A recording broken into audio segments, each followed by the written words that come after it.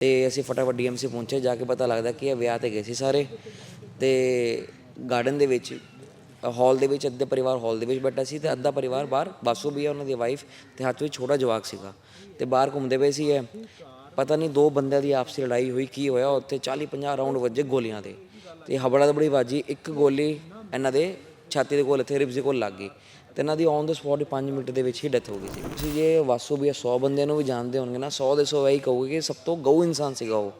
ਕਿਸੇ ਨਾਲ ਲੈਣਾ ਨਾ ਦੇਣਾ, ਉਹਨਾਂ ਨਾਲ ਤਾਂ ਬਹੁਤ ਬੁਰਾ ਚੱਲਦਾ ਪਿਆ ਸੀ ਟਾਈਮ। ਪਿਛਲੇ ਸਾਲ ਉਹਨਾਂ ਦੇ ਫਾਦਰ ਸਾਹਿਬ ਦੀ ਡੈਥ ਹੋ ਗਈ ਸੀ ਤੇ ਉਹ 1.5 ਸਾਲ ਪਹਿਲਾਂ ਉਹਨਾਂ ਦੇ ਚਾਚਾ ਜੀ ਦੀ ਡੈਥ ਹੋ ਗਈ ਸੀ। ਇਕੱਲੇ ਕਮਾਉਣ ਵਾਲੇ ਬੰਦੇ ਸੀਗੇ। ਛੋਟੇ ਛੋਟੇ ਦੋ ਜਵਾਕ ਸੀ, ਇੱਕ ਤਾਂ ਸਾਲ ਦਾ ਹਲੇ ਕੰਪਲੀਟ ਹੋਇਆ ਸੀ, ਇੱਕ 3 ਸਾਲ ਦਾ ਸੀਗਾ। ਪਹਿਲੀ ਵਾਰੀ ਸਾਰਾ ਪਰਿਵਾਰ ਇਕੱਠੇ ਹੋ ਕੇ ਗਿਆ ਸੀ ਵਿਆਹ 'ਤੇ। ਹੁਣ ਇਹ ਹੋਇਆ, ਅਸੀਂ ਤਾਂ ਸਾਡੇ ਤਾਂ ਪੈਰਾਂ ਥੱਲੇ ਜ਼ਮੀਨ ਹੀ ਨਿਕਲ ਗਈ ਜੀ। ਅਸੀਂ ਤਾਂ ਖੁਦ ਹਾਲੇ ਤੱਕ ਡਾਈਜੈਸਟ ਹੀ ਨਹੀਂ ਕਰ ਪਾ ਰਹੇ ਕਿ ਯਾਰ ਇਹ ਹੋ ਗਿਆ। ਜਾਂ ਤਾਂ ਹੁੰਦਾ ਬੰਦੇ ਦੀ ਕਿਸੇ ਦੇ ਨਾਲ ਲੜਾਈ ਹੋਵੇ, ਦੁਸ਼ਮਣੀ ਹੋਵੇ, ਕੁਛ ਹੋਵੇ, ਇੰਨਾ ਸ਼ਰੀਫ ਬੰਦਾ, ਨਾ ਕਿਸੇ ਨਾਲ ਲੈਣਾ ਨਾ ਦੇਣਾ, ਵਿਆਹ 'ਤੇ ਜਾਂਦਾ ਬੰਦਾ, ਉੱਥੇ ਬਹੁਤ ਹੀ ਮਾੜਾ। ਸਤਿ ਸ਼੍ਰੀ ਅਕਾਲ, ਤੁਸੀਂ ਦੇਖ ਰਹੇ ਹੋ ਸਿਟੀ ਹੈਡਲਾਈਨਸ ਤੇ ਮੈਂ ਬਵੇ। ਪਰਸੋਂ ਦੇਰ ਰਾਤ ਦੀ ਜੇਕਰ ਗੱਲ ਕੀਤੀ ਜਾਵੇ ਤਾਂ ਲੁਧਿਆਣੇ ਤੋਂ ਇੱਕ ਵੱਡੀ ਖਬਰ ਨਿਕਲ ਕੇ ਸਾਹਮਣੇ ਆਈ ਸੀ, ਜਿੱਥੇ ਇੱਕ ਦੇਰ ਰਾਤ ਚੱਲਦੇ ਵਿਆਹ ਦੇ ਸਮਾਗਮ ਦੇ ਵਿੱਚ ਜਿੱਥੇ ਤਾੜ ਜਿਹੜੀਆਂ ਨੇ ਗੋਲੀਆਂ ਚੱਲਦੀਆਂ ਹੋਈਆਂ ਨਜ਼ਰ ਆਈਆਂ। ਜਿੱਥੇ ਕਾਫੀ ਸ਼ਹਿਰ ਦੀਆਂ ਵੱਡੀਆਂ ਹਸਤੀਆਂ ਪਹੁੰਚੀਆਂ ਹੋਈਆਂ ਸੀਗੀਆਂ। ਉੱਥੇ ਵਿਆਹ ਦੇ ਸਮਾਗਮ ਵਿੱਚ ਜਦੋਂ ਗੋਲੀਆਂ ਚੱਲੀਆਂ ਨੇ ਤਾਂ 2 ਲੋਕਾਂ ਨੂੰ ਜਿਹੜੀ ਆ ਆਪਣੀ ਜਾਨ ਵੀ ਗਵਾਉਣੀ ਪੈ ਗਈ ਹੈ। ਤਾਂ ਅੱਜ ਦੇ ਦਿਨ ਜੇਕਰ ਗੱਲ ਕੀਤੀ ਜਾਵੇ ਤਾਂ ਵਾਸੂ ਚੋਪੜਾ ਦਾ ਜਿਹੜਾ ਉਹ ਸੰਸਕਾਰ ਕੀਤਾ ਜਾਣਾ। ਬਿਲਕੁਲ ਉਸ ਲੋਕੇਸ਼ਨ 'ਤੇ ਖੜ੍ਹੇ ਹਾਂ ਅਤੇ ਜਿੱਥੇ ਤੁਸੀਂ ਪਹਿਲਾਂ ਦੇਖ ਸਕੋਗੇ ਵੀ ਇਸ ਘਰ ਦੇ ਵਿੱਚ ਜਿੱਥੇ ਪਹਿਲਾਂ ਖੁਸ਼ੀਆਂ ਜਿਹੜੀਆਂ ਮਨਾਈਆਂ ਜਾ ਰਹੀਆਂ ਸੀਗੀਆਂ, ਪਰ ਜਦੋਂ 2 ਧਿਰਾਂ ਦੇ ਵਿੱਚ ਆਪਸੀ ਜਿਹੜੀ ਹੈ ਉਹ ਲੜਾਈ ਹੁੰਦੀ ਹੈ, ਆਪਸੀ ਫਾਇਰਿੰਗ ਹੁੰਦੀ ਹੈ, ਤਾਂ ਦੂਜੇ ਘਰ ਦੇ ਵਿੱਚ ਜਿਹੜਾ ਉਹ ਸੋਗ ਹੋ ਜਾਂਦਾ। ਤਾਂ ਬਿਲਕੁਲ ਘਰ ਦਾ ਇਕੱਲਾ ਜੀਅ ਸੀਗਾ ਵਾਸੂ ਚੋਪੜਾ, ਜਿਸ ਦੀ ਡੈਥ ਹੋਈ ਹੈ। ਦੱਸਿਆ ਜਾਂਦਾ ਜਦੋਂ ਉੱਥੇ ਸਟੈਂਪਡ ਹੋਇਆ ਤਾਂ ਉਹਨਾਂ ਦੀ ਰਿਬਸ ਦੇ ਵਿੱਚ ਜਿਹੜੀ ਹੈ ਜਾ ਕੇ ਉਹ ਗੋਲੀ ਲੱਗੀ ਹੈ, ਅਤੇ ਜਦੋਂ ਹਸਪਤਾਲ ਲੈ ਜਾਇਆ ਜਾ ਰਿਹਾ ਸੀਗਾ ਤਾਂ ਉੱਥੇ ਉਹਨਾਂ ਦੀ ਜਿਹੜੀ ਹੈ ਉਹ ਡੈਥ ਹੋ ਜਾਂਦੀ ਹੈ। ਤਾਂ ਬਿਲਕੁਲ ਪਰਿਵਾਰ ਵਾਸੀ ਮੌਜੂਦ ਨੇ ਸਾਡੇ ਨਾਲ, ਗੱਲਬਾਤ ਕਰਾਂਗੇ। ਭਾਅ ਜੀ, ਹੋਇਆ ਕੀ ਸੀ ਅਸਲ ਦੇ ਵਿੱਚ? ਭਈਆ ਵਾਸੂ ਚੋਪੜਾ ਜੀ ਸਾਡੇ ਸਕੇ ਮਾਮਾ ਜੀ ਦੇ ਮੁੰਡੇ ਸੀਗੇ, ਅਤੇ ਇਹਨਾਂ ਦੇ ਨਾਲ ਨੇਬਰ ਦੇ ਵਿੱਚ ਵਿਆਹ ਸੀਗਾ। ਇਹਨਾਂ ਦਾ ਨੇਬਰ ਦਾ ਵਿਆਹ ਸੀਗਾ, ਅਤੇ ਰਾਤੀ ਸਾਨੂੰ ਫੋਨ ਆਉਂਦਾ ਪਰਸੋਂ ਜੀ ਕਿ ਫਟਾਫਟ ਡੀਐਮਸੀ ਪਹੁੰਚੋ, ਵਾਸੂ ਜੀ ਦੇ ਗੋਲੀ ਲੱਗ ਗਈ। ਸਾਡੇ ਪਰਿਵਾਰ ਨੂੰ ਫੋਨ ਆਉਂਦਾ ਹੈ, ਅਸੀਂ ਸਾਰੇ ਹੈਰਾਨ ਹੋ ਗਏ ਕਿ ਯਾਰ ਵਿਆਹ 'ਤੇ ਗਏ ਸੀ, ਗੋਲੀ ਕਿੱਦਾਂ ਲੱਗ ਸਕਦੀ ਉੱਥੇ। ਅਤੇ ਅਸੀਂ ਫਟਾਫਟ ਡੀਐਮਸੀ ਪਹੁੰਚੇ। ਜਾ ਕੇ ਪਤਾ ਲੱਗਦਾ ਕਿ ਇਹ ਵਿਆਹ 'ਤੇ ਗਏ ਸੀ ਸਾਰੇ, ਤੇ ਗਾਰਡਨ ਦੇ ਵਿੱਚ ਹਾਲ ਦੇ ਵਿੱਚ ਅੱਧੇ ਪਰਿਵਾਰ ਹਾਲ ਦੇ ਵਿੱਚ ਬੈਠਾ ਸੀ ਤੇ ਅੱਧਾ ਪਰਿਵਾਰ ਬਾਹਰ। ਬਾਸੂ ਵੀ ਉਹਨਾਂ ਦੀ ਵਾਈਫ ਤੇ ਹੱਥ ਵਿੱਚ ਛੋਟਾ ਜਵਾਕ ਸੀਗਾ ਤੇ ਬਾਹਰ ਘੁੰਮਦੇ ਪਏ ਸੀ। ਇਹ ਪਤਾ ਨਹੀਂ ਦੋ ਬੰਦਿਆਂ ਦੀ ਆਪਸੀ ਲੜਾਈ ਹੋਈ, ਕੀ ਹੋਇਆ ਉੱਥੇ 40-50 ਰਾਊਂਡ ਵੱਜੇ ਗੋਲੀਆਂ ਦੇ, ਤੇ ਹਬੜਾ ਦਬੜੀ ਬਾਜੀ। ਇੱਕ ਗੋਲੀ ਇਹਨਾਂ ਦੇ ਛਾਤੀ ਦੇ ਕੋਲ, ਇੱਥੇ ਰਿਬਸ ਦੇ ਕੋਲ ਲੱਗ ਗਈ ਤੇ ਇਹਨਾਂ ਦੀ ਔਨ ਦ ਸਪੌਟ 5 ਮਿੰਟ ਦੇ ਵਿੱਚ ਹੀ ਡੈਥ ਹੋ ਗਈ ਸੀ ਵੀ। ਤੇ ਜਿਹੜੇ ਬੰਦੇ ਲੈ ਕੇ ਵੀ ਪਹੁੰਚੇ ਹਸਪਤਾਲ, ਉਹਨਾਂ ਨੇ ਉਹੀ ਕਿਹਾ ਕਿ ਇਹ ਤਾਂ ਜੀ ਔਨ ਦ ਸਪੌਟ ਹੀ ਖਤਮ ਹੋ ਗਏ ਸੀਗੇ।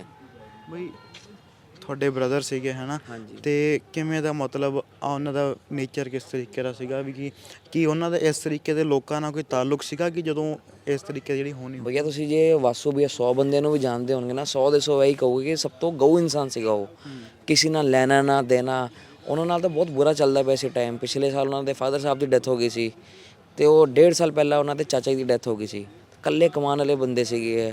ਛੋਟੇ ਛੋਟੇ ਦੋ ਜਵਾਕ ਸੀ, ਇੱਕ ਤਾਂ ਸਾਲ ਦਾ ਹਲੇ ਕੰਪਲੀਟ ਹੋਇਆ ਸੀ, ਇੱਕ 3 ਸਾਲ ਦਾ ਸੀਗਾ। ਬਹੁਤ ਹੀ ਸ਼ਰੀਫ ਇਨਸਾਨ ਸੀਗਾ, ਉਸ ਤੋਂ ਜ਼ਿਆਦਾ ਸ਼ਰੀਫ ਇਨਸਾਨ ਮੈਂ ਦੇਖਿਆ ਵੀ ਨਹੀਂ ਹੋਣਾ। ਅਤੇ ਇਸ ਤਰ੍ਹਾਂ ਦੀ ਮੌਤ ਹੋਈ, ਬਹੁਤ ਦੁੱਖ ਹੋਇਆ ਕਿ ਕਿਸੇ ਦੇ ਨਾਲ ਨਾ ਲੈਣਾ ਨਾ ਦੇਣਾ।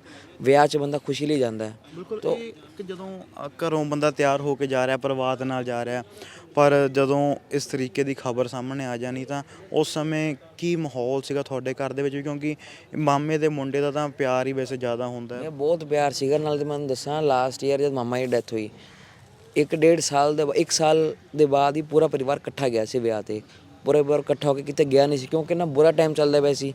1.5 ਸਾਲ ਪਹਿਲਾਂ ਛੋਟੇ ਮਾਮਾ ਦੀ ਡੈਥ ਹੋ ਗਈ ਸੀ। ਪਹਿਲੀ ਵਾਰੀ ਸਾਰਾ ਪਰਿਵਾਰ ਇਕੱਠੇ ਹੋ ਕੇ ਗਿਆ ਸੀ ਵਿਆਹ 'ਤੇ।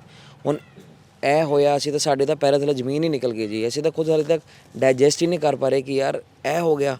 ਜਾਂ ਤਾਂ ਹੁੰਦਾ ਬੰਦੇ ਦੀ ਕਿਸੇ ਦੇ ਨਾਲ ਲੜਾਈ ਹੋਵੇ, ਦੁਸ਼ਮਣੀ ਹੋਵੇ, ਕੁਛ ਹੋਵੇ, ਇੰਨਾ ਸ਼ਰੀਫ ਬੰਦਾ, ਨਾ ਕਿਸੇ ਨਾਲ ਲੈਣਾ ਨਾ ਦੇਣਾ, ਵਿਆਹ 'ਤੇ ਜਾਂਦਾ ਬੰਦਾ, ਉੱਥੇ ਬਹੁਤ ਹੀ ਮਾੜਾ ਹੋਇਆ ਜੀ। ਕਿਵੇਂ ਵੇਖਦੇ ਹੋ ਵੀ ਪੰਜਾਬ ਦੇ ਹਾਲਾਤ ਇੰਨੇ ਕੁ ਖਰਾਬ ਹੋ ਗਏ ਨੇ ਵੀ ਜਿੱਥੇ ਇਹ ਚੀਜ਼ਾਂ ਪਹਿਲਾਂ ਸੁਣਨ ਨੂੰ ਮਿਲਦੀਆਂ ਸੀਗੀਆਂ ਵੀ ਵਿਆਹ ਦੇ ਵਿੱਚ ਗੋਲੀਬਾਰੀ ਹੋਈ ਹੈ, ਕਿਸੇ ਦੀ ਮੌਤ ਹੋ ਗਈ, ਪਰ ਪਿਛਲੇ ਕੁਝ ਸਮੇਂ ਤੋਂ ਇਸ ਚੀਜ਼ ਤੇ ਠੱਲ ਸੀਗੀ, ਪਰ ਹੁਣ ਫੇਰ ਉਹ ਚੀਜ਼ਾਂ ਦੁਬਾਰਾ ਸ਼ੁਰੂ ਹੋ ਰਹੀਆਂ ਨੇ। ਵੀ ਇਹ ਤਾਂ ਦੇਖੋ ਸਰਕਾਰ ਨੂੰ ਦੇਖਣਾ ਚਾਹੀਦਾ ਹੈ, ਮੈਰਿਜ ਪੈਲੇਸ ਵਾਲਿਆਂ ਨੂੰ ਦੇਖਣਾ ਚਾਹੀਦਾ ਹੈ, ਉਹਨਾਂ ਦੀ ਮੈਨੇਜਮੈਂਟ ਨੂੰ ਦੇਖਣਾ ਚਾਹੀਦਾ ਕਿ ਕੋਈ ਜਦ ਗੈਸਟ ਅੰਦਰ ਆ ਰਿਹਾ ਹੈ ਉਹਦੇ ਕੋਲ ਕੋਈ ਹਥਿਆਰ ਤਾਂ ਨਹੀਂ, ਕੁਛ ਤਾਂ ਨਹੀਂ।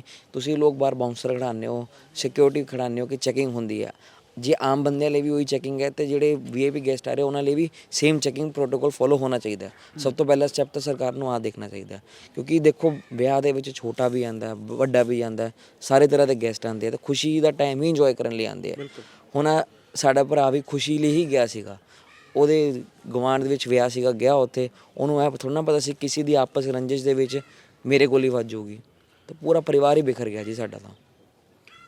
ਭਲਾ ਜਿਨ੍ਹਾਂ ਦੇ ਘਰੇ ਵਿਆਹ ਸੀਗਾ ਉਹਨਾਂ ਨੂੰ ਪਤਾ ਨਹੀਂ ਸੀਗਾ ਵੀ ਇਸ ਤਰੀਕੇ ਦਾ ਆਪਸੀ ਦੋ ਗੁੱਟਾਂ ਦੇ ਵਿੱਚ ਚੱਲਦਾ, ਜਿਨ੍ਹਾਂ ਨੇ ਉਹ ਸੱਦੇ ਲੋਕ ਉੱਥੇ ਤੇ ਉਹ ਇਹ ਆਹ ਕੰਮ ਉੱਥੇ ਹੋਇਆ। ਵੀ ਇਹ ਦੇਖੋ ਸਾਨੂੰ ਤਾਂ ਸਮਝ ਹੀ ਨਹੀਂ ਆ ਰਿਹਾ ਕਿ ਹੁਣ ਹੋ ਕੀ ਗਿਆ ਇੱਕੋ ਦਮ। ਸਾਡੇ ਤਾਂ ਪੈਰਾਂ ਥੱਲੋਂ ਵੀ ਜ਼ਮੀਨ ਹੀ ਨਿਕਲ ਚੁੱਕੀ ਹੈ, ਕੁਝ ਡਾਈਜੈਸਟ ਹੀ ਨਹੀਂ ਕਰ ਪਾ ਰਹੇ। ਕੱਲਾ ਕਮਾਊ ਪੁੱਤ ਸੀਗਾ, ਕੱਲਾ ਕਮਾਉਂਦਾ ਸੀ, ਦੋ ਚਾਚਾ ਜੀ ਦੇ ਦੋ ਛੋਟੇ ਛੋਟੇ ਜਵਾਕ ਹੈ, ਉਹ ਵੀ ਉਹਨਾਂ ਦੀ ਹਲੇ ਸ਼ਾਦੀ ਵੀ ਨਹੀਂ ਹੋਈ, ਛੋਟੇ ਛੋਟੇ ਹੈਗੇ ਨੇ ਹਲੇ, ਉਹ ਵੀ ਕੱਲਾ ਕਮਾਉਂਦਾ ਸੀਗਾ। ਸਾਨੂੰ ਤਾਂ ਸਮਝ ਹੀ ਨਹੀਂ ਆ ਰਿਹਾ। ਸਰਕਾਰ ਤੋਂ ਤਾਂ ਅਸੀਂ ਇਹੀ ਕਹਿੰਦੇ ਕਿ ਪ੍ਰੋਪਰ ਇੱਕ ਇਨਸਾਫ ਮਿਲਿਆ ਜਾਵੇ ਸਾਨੂੰ ਤਾਂ। भैया कैसे देखते हो कि जो इस तरीके का जो मातम इस समय घर में है? देखो मैं मेरे ब्रदर इन लॉ है वासु, जैसे उनके सिस्टर का हस्बैंड हूँ मैं, और मैं बेंगलोर से आया हूँ। हमको तो पूरा शॉक हो गया कि ऐसे हुआ है, एक शादी में जाके गोली चला है और अभी तक विश्वास नहीं हो रहा है कि वासु के साथ ऐसे हुआ है। तो जैसे इन्होंने बोला कि 3 साल से फिर दुर्घटना घटी है हमारे घर पे। पहले तो चाचा का मौत हुआ, फिर पापा का मौत हुआ है, और अभी वासु जी का भी ये हो गया। अभी घर पे तो सिर्फ लेडीज़ बचे हैं, कौन कमाएगा, कौन रोटी देगा, खाना कैसे होएगा। तो हमें तो यही है कि बस हमें इंसाफ चाहिए अभी ये टाइम पे। और माहौल बहुत गंदा है अभी घर पे कि सब लोग डाइजेस्ट नहीं कर पा रहे हैं, और मतलब क्या ही बोले, माइंड तो पूरा ब्लैंक हो चुका है अभी। हमको पता नहीं चल रहा है कि कैसे क्या होगा क्या नहीं है, और डर लगता है कि ऐसे गैंगस्टर्स आए हैं, गोली चली है। और हम तो, हमारा तो वैसे फैमिली नहीं है, हम तो बहुत साफ तरीके से हमारा कमाई हमारा खाना, चलो बुलाया शादी में करके गए। तो हमें यही लगता है कि हमें हमारे साथ तो ऐसे होना नहीं चाहिए था। तो अभी बस ये इंसिडेंट से पहले आपकी उनके साथ बात हुई थी कुछ समय पहले, जैसे जब छाती पे जाने वाले थे उससे पहले? नहीं, उनसे डायरेक्ट तो बात नहीं हुई, बट रेगुलरली तो बात होते रहती थी, नॉर्मल बातें होती थी, जैसे कैसे चल रहा है काम, कैसे चल रहा है, बच्चे कैसे हैं। और मेरी वाइफ भी बात करती थी, जो सिस्टर है, तो बस नॉर्मल बात होती थी। बट ऐसे शादी का तो स्पेसिफिकली कोई बात नहीं हुआ था। तो मेरे को तो रात में ही डायरेक्ट कॉल आया था, कशिश, हाँ, इनसे फ़ोन आया था कि ऐसे हो गया है और गोली लग गया है करके। तो इमीडिएटली हम जो नेक्स्ट फ़्लाइट मिले लेके आ गए इधर, और इधर देखा तो पता चला वो नहीं है। हाँ, तो सिस्टर ठीक है अभी उनके?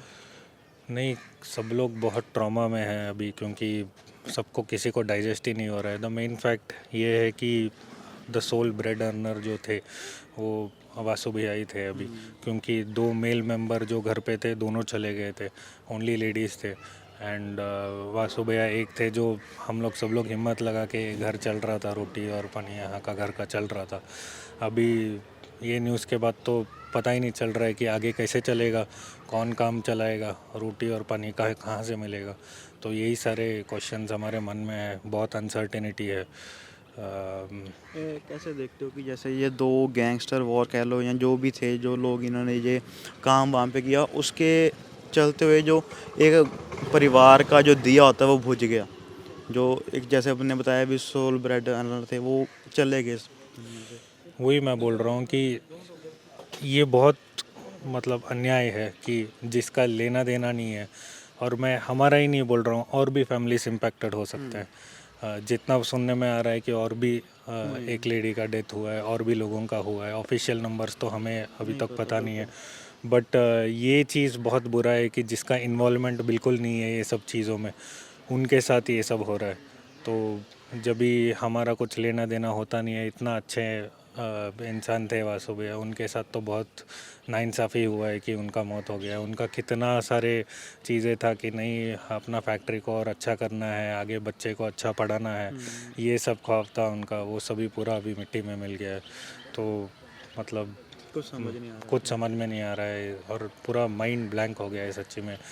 कोई कितने बार 1 साल आए, 2 साल आए, 2 साल ऐसे घटनाएं बीती, तसल्ली दिया, ये तीसरे बार क्या तसल्ली देंगे, क्या बात ही बोलेंगे, कोई बातें भी नहीं है बोलने के लिए। और बहुत ही मतलब माइंड ही चल रहा नहीं है ये टाइम पे, ऐसे हालत हो गया है हमारा। तो बस और क्या ही बोलेंगे, हम तो सच्ची में चाहते हैं कि घर के लिए एक इंसाफ हो जाए।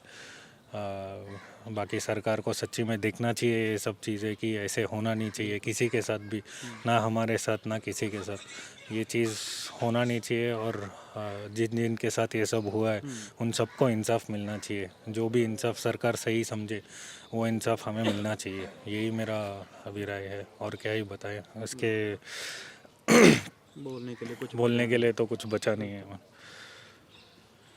ਤਾਂ ਬਿਲਕੁਲ ਇਹ ਪਰਿਵਾਰ ਦੇ ਜੀ ਸੀਗੇ ਜਿਹੜੇ ਵਾਸੂ ਚੋਪੜਾ ਜੀ ਦੇ ਇੱਕ ਮਾਮਾ ਜੀ ਭੂਆ ਜੀ ਦੇ ਲੜਕੇ ਸੀਗੇ ਅਤੇ ਨਾਲ ਉਹਨਾਂ ਦੇ ਜੀਜਾ ਜੀ ਸੀਗੇ। ਤਾਂ ਬਿਲਕੁਲ ਇਸ ਸਮੇਂ ਪਰਿਵਾਰ ਦੀ ਜੇਕਰ ਗੱਲ ਕੀਤੀ ਜਾਵੇ ਤਾਂ ਪਰਿਵਾਰ ਦੇ ਵਿੱਚ ਇਸ ਸਮੇਂ ਸੋਗ ਦੀ ਲਹਿਰ ਹੈ। ਤਾਂ ਬਿਲਕੁਲ ਤੁਸੀਂ ਦੇਖੋਗੇ ਵੀ ਕਿੱਥੇ ਪਰਿਵਾਰ ਜਿਹੜਾ ਹੱਸਦਾ ਖੇਡਦਾ ਵਿਆਹ 'ਤੇ ਜਾਂਦਾ ਹੈ ਅਤੇ ਜਦੋਂ ਉੱਥੋਂ ਇਸ ਤਰੀਕੇ ਦੀ ਖਬਰ ਆਉਂਦੀ ਹੈ ਤਾਂ ਕਿਸੇ ਵਾਸਤੇ ਵੀ ਜਿਹੜਾ ਇਹ ਉਸ ਨੂੰ ਹਜ਼ਮ ਕਰਨਾ, ਉਸ ਨੂੰ ਡਾਈਜੈਸਟ ਕਰਨਾ ਬਹੁਤ ਔਖਾ ਹੋ ਜਾਂਦਾ।